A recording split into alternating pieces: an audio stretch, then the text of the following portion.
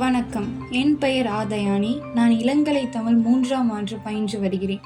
தலைப்பு: இந்தியாவின் உள்ள யுனெஸ்கோ உலக பாரம்பரிய தலங்கள்.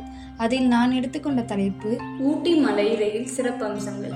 நீலகிரி மலை ரயில், அதாவது நீலகிரி மவுண்டைன் ரயில்வே, யுனெஸ்கோ உலக பாரம்பரிய சின்னமாக அறிவிக்கப்பட்டுள்ளது. ரயில் பயணத்தில் பல வளைவுகள், சுரங்கங்கள், பாலங்கள் இருப்பதால் மிகவும் சுவாரஸ்யமாக இருக்கும். காடுகள், அருவிகள், தேயிலை தோட்டங்கள், பள்ளத்தாக்குகள் வழியாக செல்லும் போது இயற்கையின் அழகை நேரடியாக அனுபவிக்க முடியும். மெதுவான வேகத்தில், அதாவது 15 to 30 கிலோமீட்டர் மணி வேகத்தில் செல்லும் ரயில் சுற்றுலா பயணிகளுக்கு ஒவ்வொரு நொடியும் ரசிக்க வாய்ப்பளிக்கிறது. ஊட்டி ரயில் இந்தியாவில் முக்கியமான சுற்றுலா ஈர்ப்புகளில் ஒன்றாகும். உலகம் முழுவதிலிருந்தும் சுற்றுலா பயணிகள் குறிப்பாக இந்த ரயில் பயணம் செய்வதற்காகவே ஊட்டிக்கு வருகிறார்கள். இயற்கையை ரசிக்கவும் பழமையான மலை ரயில் அனுபவத்தை உணரவும் இது சிறந்த வாய்ப்பாக இருக்கிறது.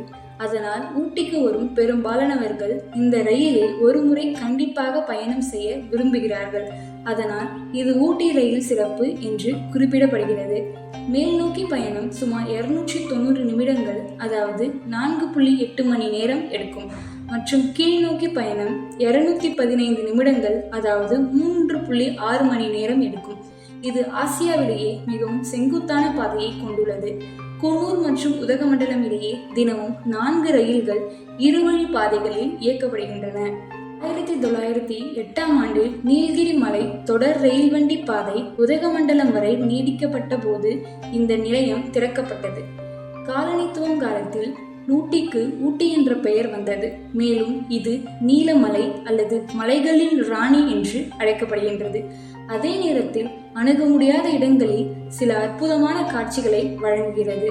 கடல் மட்டத்திலிருந்து 330 மீட்டர் உயரத்தில் உள்ள மேட்டுப்பாளையத்திலிருந்து ஊட்டியை அடைய இந்த ரயில் கடல் மட்டத்திலிருந்து 2200 மீட்டர் உயரத்தில் ஏறுகிறது.